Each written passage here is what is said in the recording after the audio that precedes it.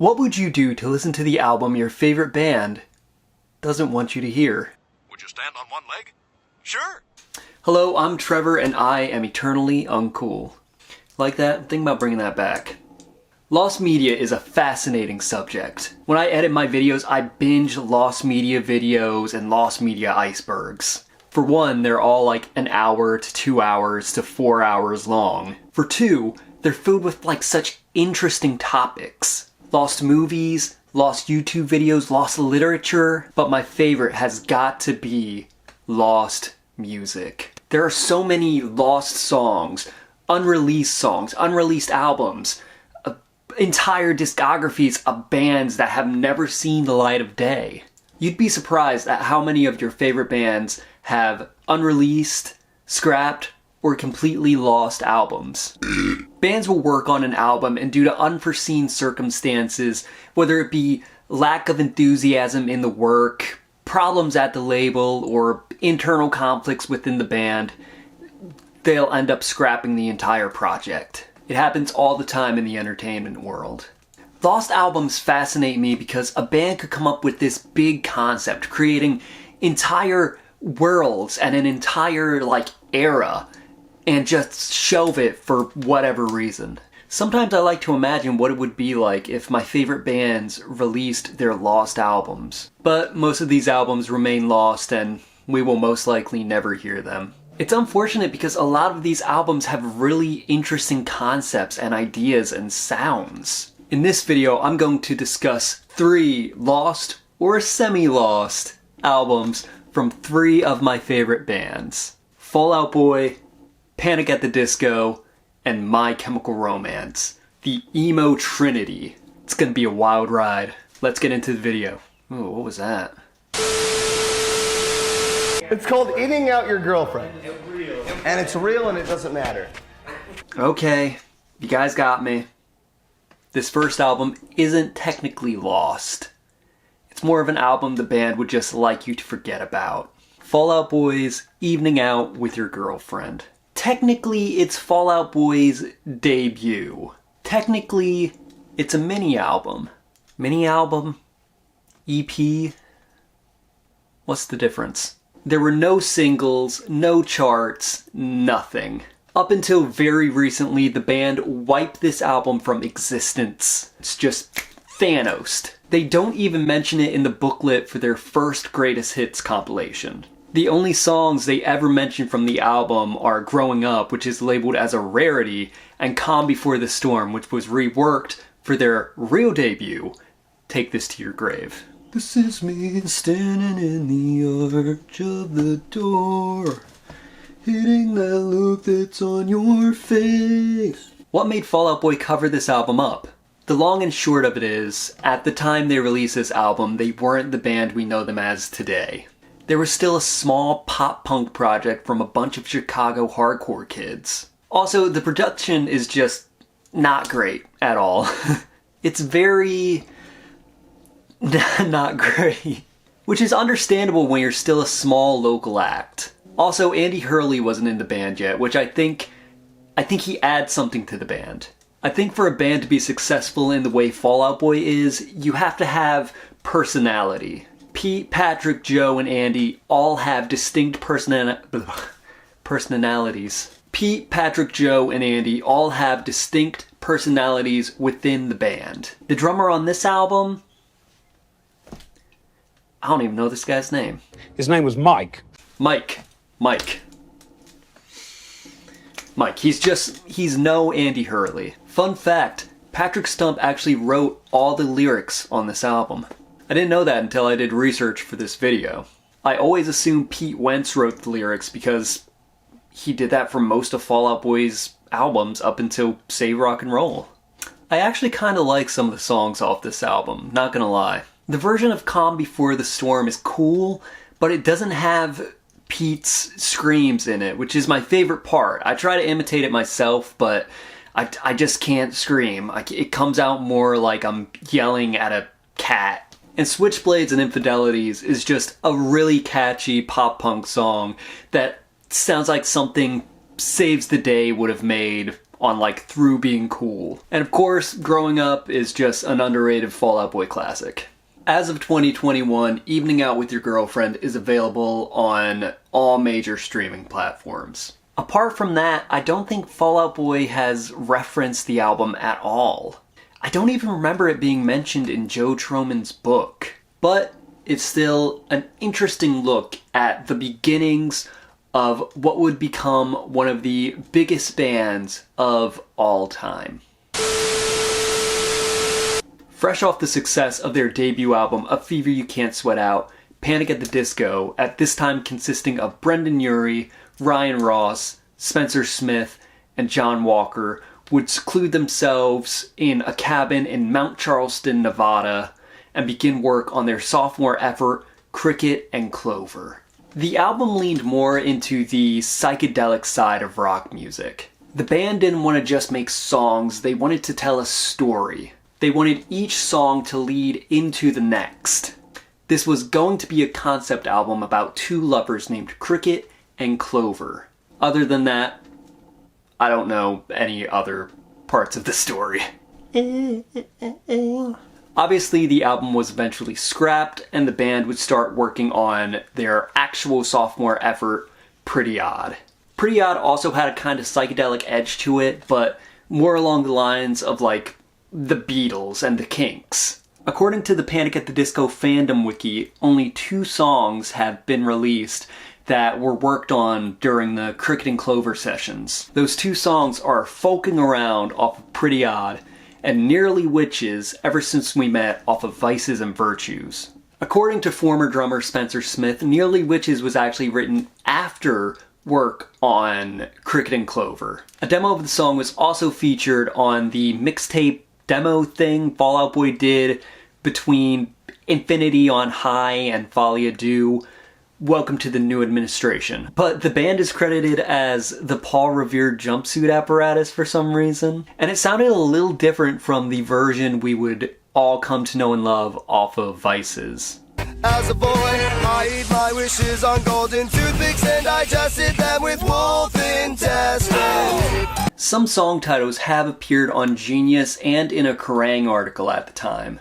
These titles are Featherfingers, Fill Me Up, I Don't Have a Shirt, But I've Got a Hat, Phosphorus Skin, Porridge, Scarlet, There Was Once a Man from Nantucket, True Love, and Velveteen. The only song from that list that I could find any information on was True Love. The Panic fandom wiki has lyrics to the song as well as a link to a video from a concert in 2007 where the song is performed. Some of the lyrics are as followed. True love is scarce, as crossed as prickles and thorns.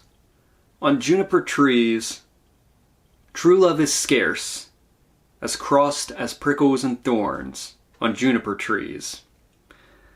True love is rare. My sweetie, falling in love is ours, I still believe. That sounds like something a bunch of 20-year-olds getting high in the mountains would have written.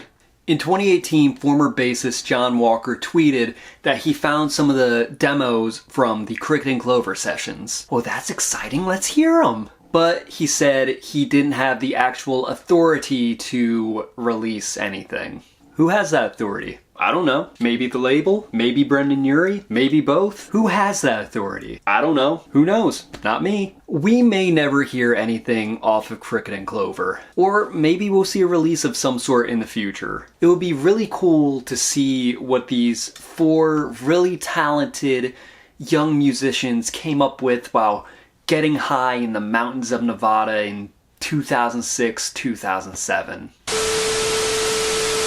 On November 22nd, 2010, My Chemical Romance released their 4th studio album, Danger Days, The True Lives of the Fabulous Killjoys. A departure from the gothic, classic rock and roll sound of the Black Parade, this album had a Technicolor aesthetic and a power pop sound. November 22nd is also my birthday, by the way, just future reference. I like gift cards. The album was a success, spawning hits like Na Na Na, Sing, and fan favorites like Kids from Yesterday and Vampire Money. They'd have songs featured in movies like American Reunion, and even on Glee, which was huge at the time. Does anyone remember how huge, like absolutely huge Glee was, like at the time that this was released. It was massive. Even I watched like an episode or two. Not an awesome show. The album would be praised by everyone from trivia frontman Matt Heafy to music critic Stephen Thomas Erlewine.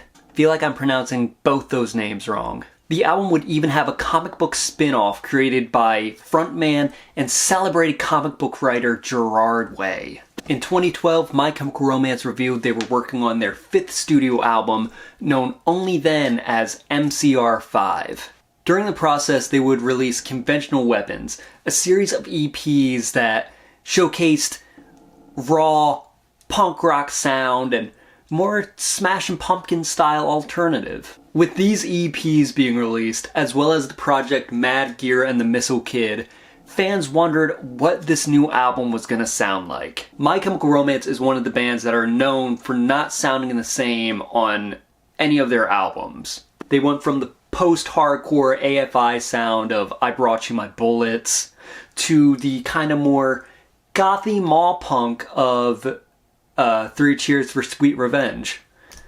And then the bombastic rock and roll sound of Black Parade, and then the techno day-glow power pop of Danger Days. What was this album gonna sound like? Sadly, we would never know, because in 2013, MCR would announce their breakup, and the emo world would collectively mourn. What we know about MCR5 is as followed. It was going to be a concept album called The Paper Kingdom. The story concerned a group therapy session for parents who lost children, and they would imagine these children in a fantastical land, the aforementioned Paper Kingdom. Supposedly, it was very dark. So dark that the band just said, fuck it, we need a break. Only one song that was supposedly on the album has ever been released, and that was Fake Your Death, which was included on My Chemical Romance's Greatest Hits compilation, May Death Never Stop You. Fake Your Death was a very piano-heavy song, which made sense because they promoted touring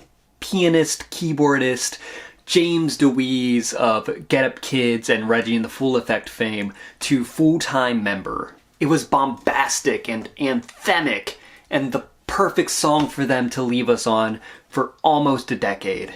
With My Chemical Romance's reunion in 2019, as well as the release of With My Chemical Romance's reunion in 2019, and the release of Foundations of Decay in 2022, it seems like the Paper Kingdom has been all but forgotten. A truly lost album. I wonder what it would have been like if the band released this super dark album about grieving parents. It seems like a really weird move considering that past albums have been about Bonnie and Clyde style lovers going to hell and then coming back to Earth to collect souls. I'm not saying it wouldn't work. I think My Chemical Romance can make anything work. They're extremely talented musicians, and Gerard Way is an insanely gifted writer and storyteller. I just think this might have been a little too real for a band that was full of fathers at this point.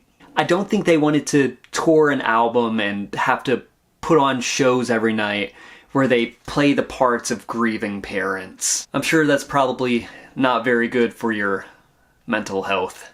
Out of all 3 of the albums I talked about today, I think The Paper Kingdom is the one we really won't ever hear. Evening Out is widely available. Cricket and Clover is apparently in John Walker's possession. John, just do it. Just release the album. See what happens. What can they do? Panic at the Disco is over. Release the demos. Do it, John.